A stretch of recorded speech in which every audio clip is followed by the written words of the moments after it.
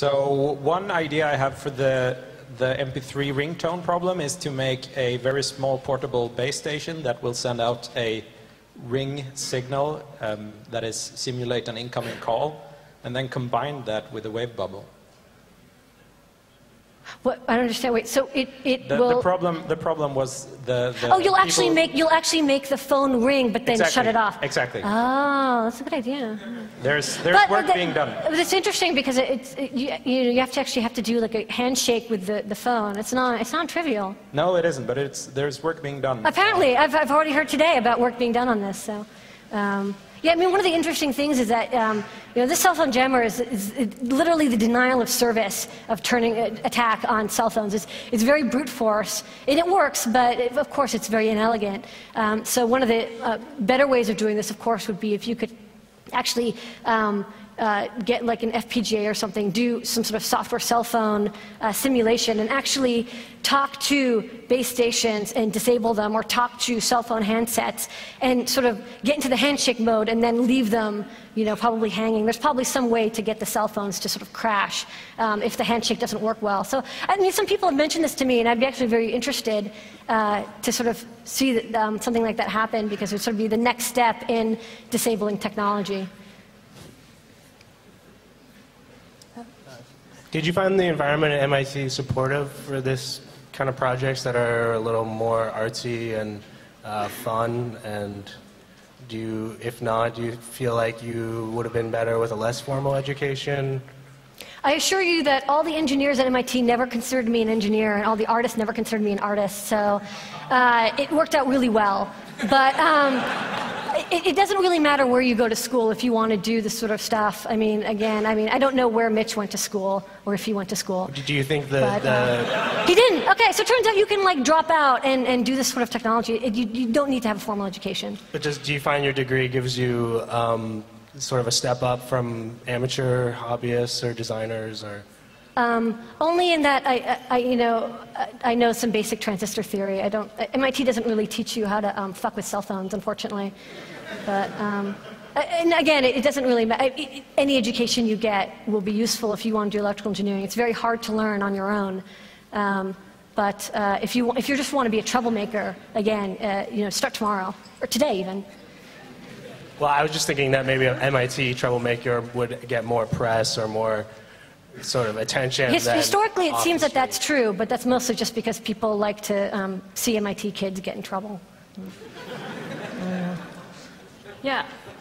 Hello. I just wondered if you, what are your political thoughts about this subject? Because you're just culture jamming or just making fun. Well, or do you have any deeper political meaning with it? What you want to, what's your goal in the end? Do you want to just subvert? Well, so maybe I'm just sort of like a little bit of a nihilist, but I've never found that anyone who's a culture jammer really had very strong political motives. I mean, mostly they just wanted to crawl on top of billboards and fuck them up, right? And then they usually they needed an excuse, so that it was like this message. But I think it is important for people to understand that the technologies that are all around us, you should be able to control your personal space and react to it. I didn't build a cell phone jammer to make a political statement. I built it to make a personal statement, which is I'm tired of going out with significant others to diners and then having them with their cell phones ringing and then talking instead of having time together. So I don't think there's the political on the small scale and political on the big scale. I'm not out to attack Vodafone or T-Mobile. But I think that if personally you think that this is a goal, then I think that sort of counts as a political statement, but a selfish one. Yeah. Okay. Thanks. Any more? Any more questions? Oh. You mentioned that people find it easy to think of examples where they, had a call they really wanted, or the person who said he would kick your ass if you turned off his television. And I wanted to recount a tiny anecdote that about 5 years ago, I was in an emergency room with a partner who had a hand wound, a bleeding hand wound. And the television in the emergency room was playing Jaws. Wow. which is, you know, full of blood and trauma, and everyone in the emergency room wanted it off.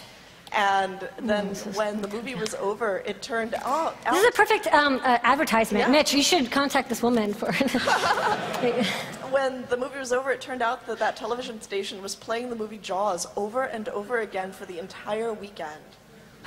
Okay, well, so I mean, it's interesting because a lot of people always say, you know, this cell phone jammer is the worst thing ever. What if a doctor needs to there's a heart attack, and then 911, and then some terrorists show up, and and then somebody gets stabbed, and then like you're running. I mean, there's always these what if situations, but again, as you said, most people, all the situations which people would say, I could have used that, are real, whereas all the situations where they imagine, I've never heard of anyone actually saying, I was in a terrorist situation, and because there were cell phone jammers, you know, it wasn't resolved and people got killed. I mean, this is sort of, it's kind of in a very American way of viewing things. So the worst possible situation, and you know, how dare you do that? So it's interesting that there is this fight between, you know, what you would want to use and what you wouldn't want to have used against you. So that's why I think it's interesting. That's why there's so much discourse about, and dialogue surrounding these projects, why they're so polarizing.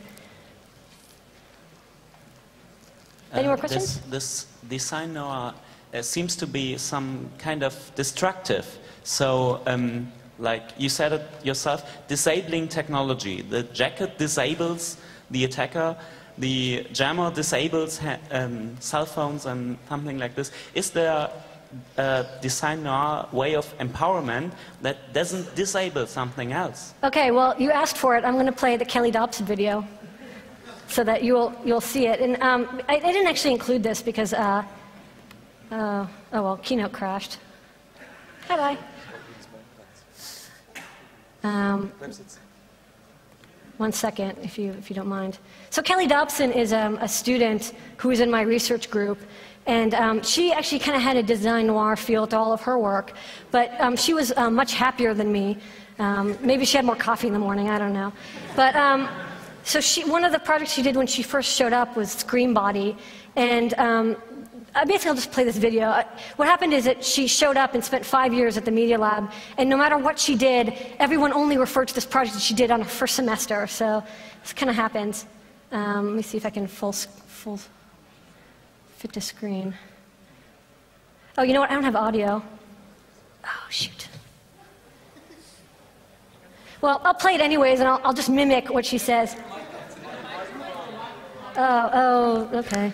I don't know if that's going to work, but we'll try.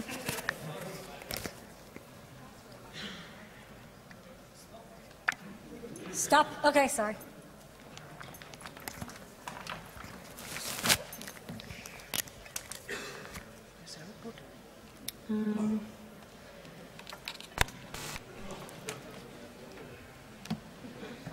Okay. You hear that? Oh, awesome. Okay. Hi, I'm Kelly, and this is my Scream Body. Do you ever find yourself in a situation where you really have to scream, but you can't because you're at work, or you're in a classroom, or you're watching your children, or you're in any number of situations where it's just not permitted? Well, Scream Body is a portable space for screaming. When a user screams into Scream Body, their scream is silenced.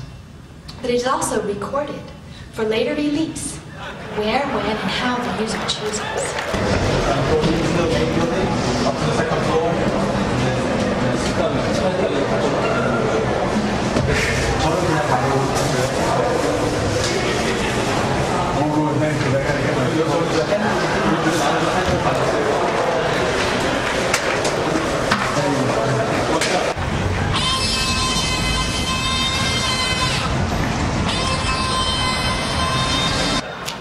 The main body of Scream Body is constructed of open cell polyurethane foam with a latex barrier.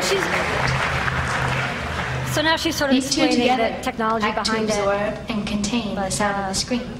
basically she sort of molded this foam. She's actually also an architecture student or art student, and so she basically made this foam squeezable thing, put a bunch of electronics and a recorder in it so that she could record and output her scream. So again, this is a real human need. She apparently needs to scream in public locations, but it's inappropriate because otherwise somebody would make like a scream jammer. So what she did is she created this device that allowed her to save that scream and then release it later in the street where it wouldn't bother anybody. So this allows her to be empowered and get that control back. And it's also a little subversive. And it's a little weird to carry around this pouch of screaming. But I think that's another good example of design noir. I mean, again, she's not as angry and hateful as I am. Her next project, which she actually did machine therapy. So it was some people getting to know technology and how technology helps them with their emotions. So this is part of it. The other one was a project called Blendy 2000, which I don't have the video for, but it's basically her screaming with a blender, and the blender screams back. You have to see it; it's online. But she's extremely creative, and again, taking electrical engineering and art and combining it to make products that are useful to her. But I think that's all. I think that answers your question. All right. Any other questions?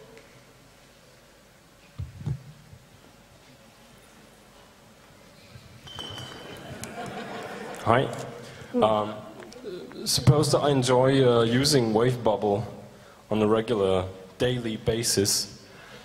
What's the danger of being discovered because the cell phone I carry myself is being also jammed every time I use it?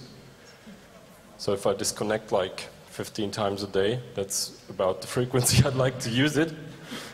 Being on trains. So you have the cell phone jam or somebody else does? Well, no, I'm using it and I have my cell phone with me. I'm here. Oh, here you go. Sorry, I can't, it's blinding. So you have it and you have a cell phone and you want to be able to make calls and also jam them? No. It's just simply my phone is online.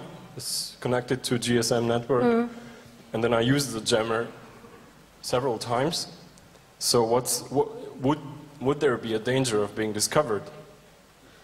Well, I mean, you don't have to have it out in front of you. You can put it in your bag. Well, no. I mean, my network operator.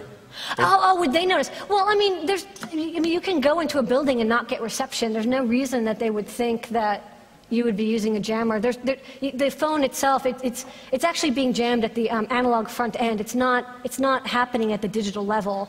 So literally, the mic. It's not like the chip can tell that it's being jammed. It's just like, oh, I'm not getting enough signal. Okay. So it's not. I mean, I won't say never, but considering that phones stop working once in a while, I don't see why it would be detectable. Let me ask more technically. My disconnects, are they being logged on the operator side? That's a very good question. I don't know. I mean, you're going to have to ask your operator. Like, Sure. I don't think so. I mean, like, I mean, the phone. I mean, in theory, if it keeps pinging, if it's constantly pinging back and forth, yes, they can tell when you're offline. I guess only recent phones do that for data connections. Most phones don't connect constantly. They only connect when they receive a call. But I'm actually not a cell phone engineer, so I don't know like deep down details of how the network works. I just wonder. But I don't think it's an issue, again, because if you go to the subway, it stops working. So how would they know the difference? Thanks anyway. Sure.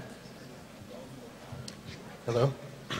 I apologize, firstly, if this question is based off my technical ignorance. But I was wondering if the RFID jamming function of the device that you have could interfere or affect the transportation RFID cards that are quite popular in Asian cities. So say Hong Kong or Tokyo, where everyone uses a RFID card to enter in a metropolitan subway. Well, I mean, it depends. I mean, there's like dozens of RFID frequencies, so it of course depends on what frequency. I haven't actually tested it with I haven't directly tested it with RFID because I just don't own any RFID readers or writers. But there's no. I mean, if you're putting noise onto a band, it's just not going to work. So it probably just wouldn't be functional. I mean, it depends on how it's designed. I mean, if it's something that you have to slip in. Touch. Or touch. I mean, it depends on how the reader is designed. I mean, if these are actually RFID and not like, magnetic, then which would be completely different. Then yeah, I mean, I could see how they would not work, but then it wouldn't function. Okay. Yeah. Thank you. Do you really hate when people take the subway? That's like really bizarre thing. I don't think, I mean, the thing is that, you know, if there's multiple stalls, you couldn't jam them all. See, I mean, I don't see, I mean, you could also just stand in front of them, right, and stop people from going through. They're very polite in Japan.